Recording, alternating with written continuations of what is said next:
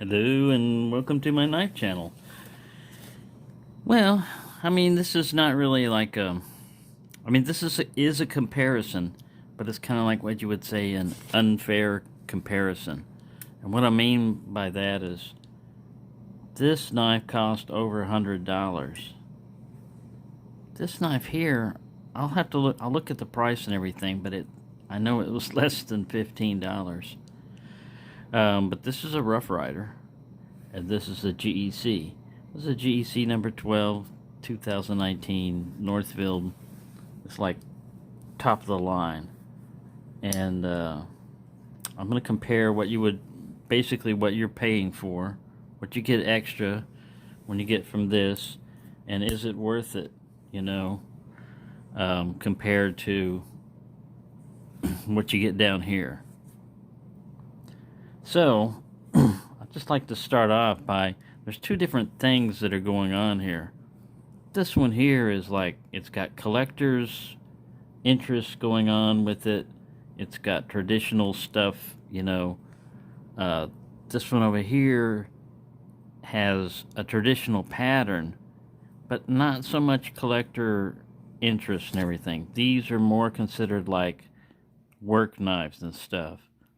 But putting all that aside, when you compare the two, what's the difference between this knife and that one? Now, we could go through specifications and compare lengths of blade and everything else, but I can tell you right now that this Rough Ryder came out of the box pretty damn sharp.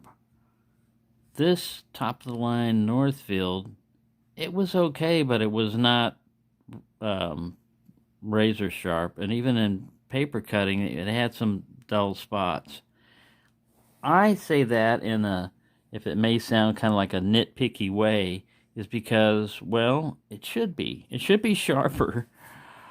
This thing costs more than 10 times more than this knife here, and this knife already came sharper out of the box. So what's the purpose of a knife? Yeah, this one is like a collector's item and increases in value and top of the line and best fit and finish and all this other one. This one's made in China and it's 440 steel. This one's got carbon steel, so. But this puppy will cut and it'll cut for a while. So of the two, my favorite, of course, is the GEC because, number one, I paid more for it, and number two, it's a recent purchase knife, so those usually take top of the line for a while. But this one has the advantage or disadvantage of a lockback, depending on what country you're from. And the length of the blade may be too long for some people. This one doesn't have a lockback. It's a traditional knife, so the biggest problem you would have is if some cop tried to talk you out of your knife, said it was illegal. Now, there are some places in the United States where this would be illegal, like an airport and stuff like that, but, still, you wouldn't want to give this up to the TSA. So, yeah, basically, if you want a work knife and everything, this was a pretty good looking knife. It's one of the earlier Rough Riders and everything, but if you were to put these two knives to some novice, somebody that didn't know what to look for in fit and finish, and even then, this one does pretty good in fit and finish. Let's zoom in on it. There's some obvious things that you wouldn't see on a GEC, but if you're a novice and you're looking at this, looks nice, Actually looks shinier than this one down here. If you're going for shiny things, this is a GEC, so of course it's going to be a better fit and finish, and there's the Made in USA thing that's got going for it. But yeah, it had more kind of a a convex edge on this. And what I mean is, instead of like when you take a stone or something, you put it flat, this had more of like it was sharpened with a belt grinder or something like that. Now that may be a hand step or something, but you would think they would check it with a strop or the hairiest guy in the factory, like, hey, I'll volunteer and see if it shaves hair. But yeah, anyway. So that's that on that. I just basically, for people that thinking that you've got this knife and you're lusting after this one because you can't afford it, there are some advantages to the knife you have right there in your hand. And yeah, you might get a little bit better. Well, you're going to get better fit and finish and stuff like that, but sometimes these come out really good. I think a better comparison, if you were like trying to go head to head against a Rough Ryder, would be a Rough Ryder Reserve. One of those that, oh, sorry, I didn't even know I was all zoomed in like this. Yeah, but I think a better comparison against a GEC would be a Rough Ryder Reserve. But, as far as like appearance and shape and everything else, this is the closest one that I've got in my collection that looks, comparable to a GEC number 12 toothpick. It's the French Tickler Rough Ryder, I think is what it's known as. But yeah, it's a nice knife. It's very well done, and I like how this is. I think it's getting darker. It may have come out. I didn't put Brasso or anything on that to shine that up. Same with this. But yeah, I really like this GEC. And I carry it around in this El Cheapo sheath, and it works fine, man. As a matter of fact, I ordered another medium and large sheath because the small one is really only for like really small knives and stuff. You're gonna, if you're carrying a knife or using a knife, it's probably gonna be a larger knife, and this GEC fits perfectly in this is the medium. But yeah, anyways, there you go. That's all I've got for you on that. Is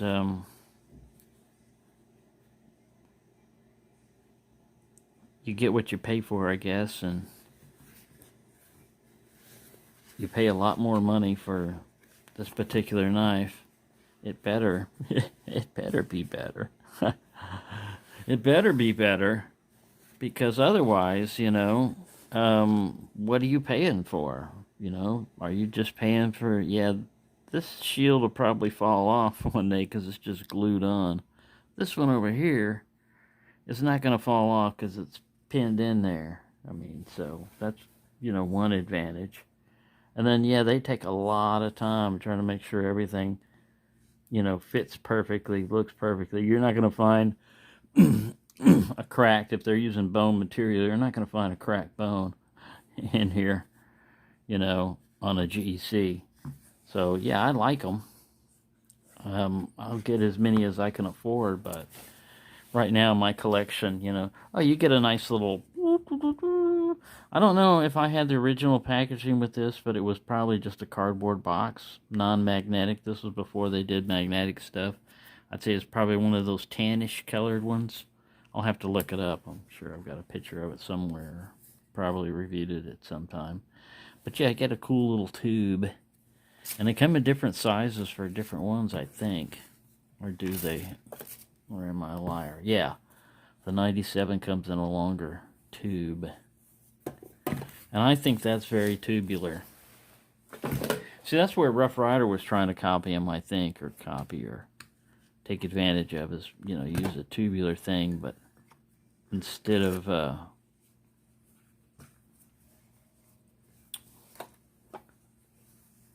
cardboard, you use tin, which I don't know which would be more durable, but this one seems more traditional and old-fashioned. It's like a toilet paper roll, basically. Toilet paper or paper towel, cardboard tube, but it's functional. All right. Get out of there. Stop that. Yeah, I was just saying, yeah, tube. I'm sure I'm going to have to edit this video because I already zoomed in too much and rambled on too long. But yeah, Rough Ryder at least gives you a nice little cloth. I didn't get a nice cloth with my GEC. And you spend that much money, you would think that you would get a nice little leather sheath and not have to spend extra money like $18 or $20. But this one works. I mean, you know, to me, the sheath is not really to show off the knife, it's to protect it. And it doesn't have to be super thick, because if you get like tool leather thick and stuff like that, then it's going to be too bulky and everything. This at least protects the outside of the knife and keeps it from flopping around, gives it a wider dimension without being cheesy nylon or something like that. But there you go. Sorry to ramble on. Kind of got off subject there. But yeah, I think you live within your means and get whatever you can get. And if somebody, like your coworker, your boss, he's a jerk or whatever, but he's got a GEC and he goes to pull it out, and all you got is this, don't let this guy talk down to you about your knife, because it's not the knife, it's the person behind it. And this guy's a jerk, but this guy's really cool, so I think this guy wins. But as far as expense and value, you know, it's wherever you place it on what do you value it for, you know, the ability to increase in demand later on, because these things do appreciate a lot of money. Now, these older models of Rough Riders, if they did make a big run of them, or they're not selling, or if if they sold a lot of them and everything, there may not be a lot of them on the secondary market to get, and your regular stocking dealers won't have them, so the price can appreciate. But let's say this thing was a $15 knife. Maybe the most you would get is $30, you know, in some wild bid where people were drunk late at night and just on eBay, just, oh, I'll bet me by 50 cents. Well, yeah, watch this. And they just go up and forget, you know, what's your upper limit you're willing to pay. And as good as this knife is and everything, you can get better knives, you know, if you start getting up into the $35 and $40 range and stuff like that, you might as well go with a reserve, which in my rambling, I finally get around to mentioning. I finally went with I've got it coming in as the latest Rough Ryder Reserve, that bar back or whatever. I'll give that a try on a bottle of beer. I'm going to make sure that thing opens a bottle of beer. I like the shape of the blade, and that you get two blades with it, and it should be good. We'll see. But that's coming in because I just placed that order with Smoky Mountain Knife Works, which I'm not real happy with right now, but we'll see. I'm going to give them time to rectify the problem, because the whole problem I have with the sheath and everything on the Ranch Boss 2 has not been resolved yet. They didn't answer my email at all, so I called them in the morning and I talked to them, customer service, after waiting 5 minutes, which is understandable, you know, and it had this thing telling you how long you would be in line, you know, like there was 2 more callers before they got to me. I'm like, okay, cool. So I just sit there, and it comes back and repeats that every so often. I finally get to a person, and they want to know what the order number is. So I tell them I had that receipt in my hand, and I explain what happened, that I didn't have a sheath with a knife. And she said, well, sometimes they don't come with the sheath. And I said, no, it says on the website, you know, that you guys ship them with the sheet. And she said, well, hold on, let me check with the, I think we got some of those downstairs on the floor. Let me check with someone on there. And so I wait and wait on hold, and finally she comes back and says, yeah, they checked with the salespeople down on the floor, and they don't have sheaths either in there. And I said, well, you need to change your, yeah, you power off. You need to change your website or your catalog or something, because not only does it say comes with the sheath and shows it, you take pictures of it, and the box that it came in has a picture of the sheath on the back of the box. So, part of my incentive for buying that knife was, well, if the knife is crappy or whatever, I'll at least get a decent sheath with it. So she said, yeah, sometimes the vendor will substitute, change stuff up and not tell them, the people that buy it, that it's not there or something, some story like that.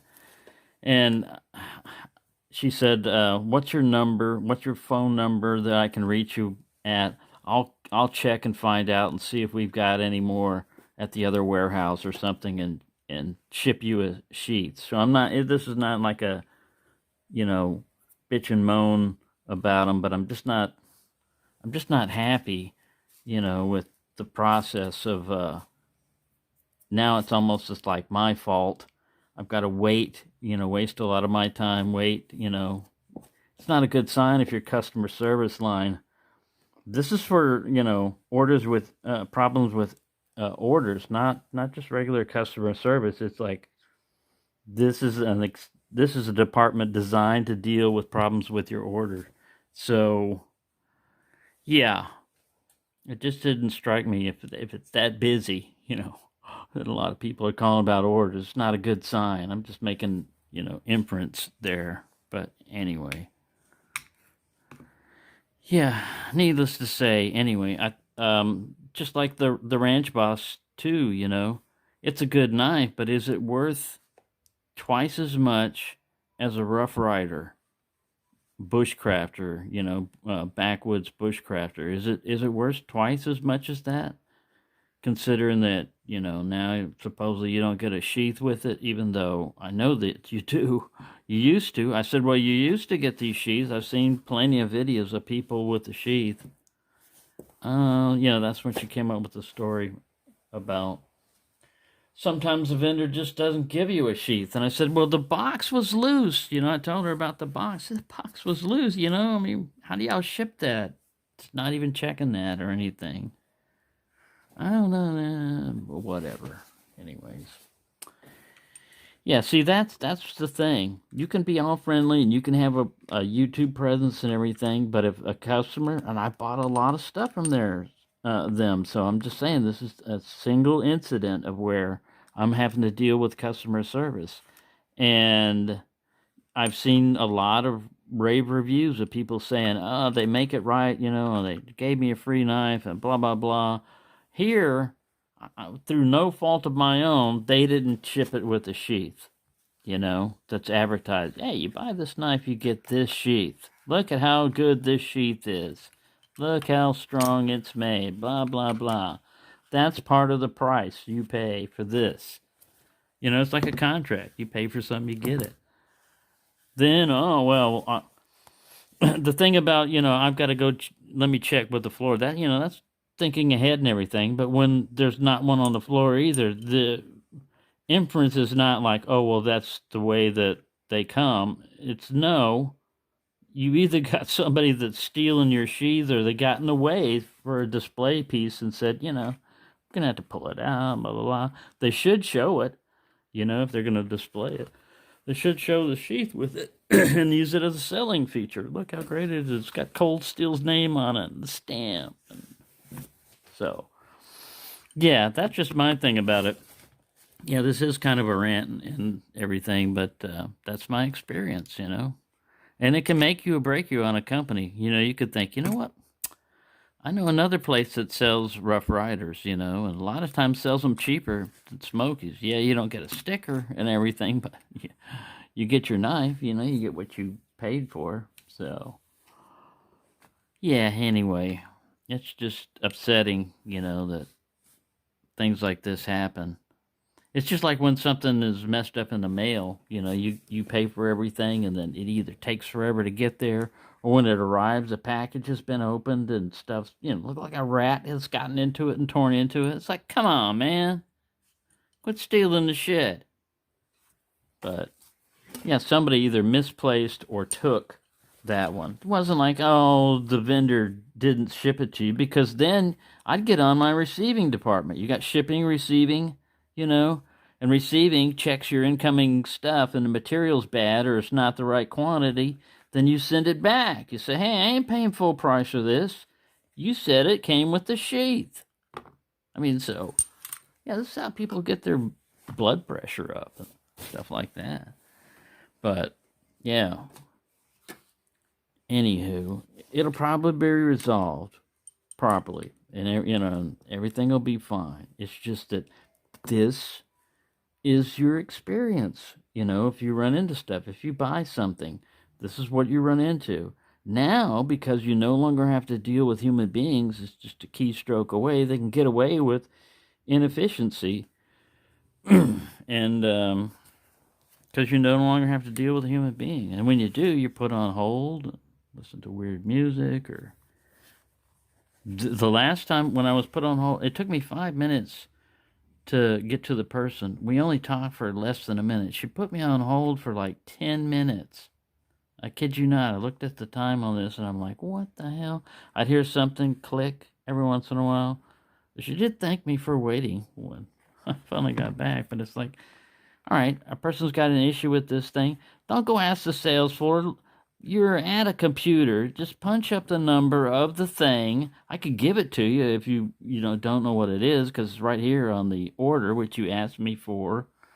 And look at the description of the item. And does it say it comes with a sheath? Yeah. Well, then you have made a mistake somewhere along the line. Own up on it. Don't just try to pass it off on, oh, well, sometimes a vendor doesn't do this, and I don't know, maybe maybe they got one on the floor or something. Well, then what's going to happen to the next person that buys a knife?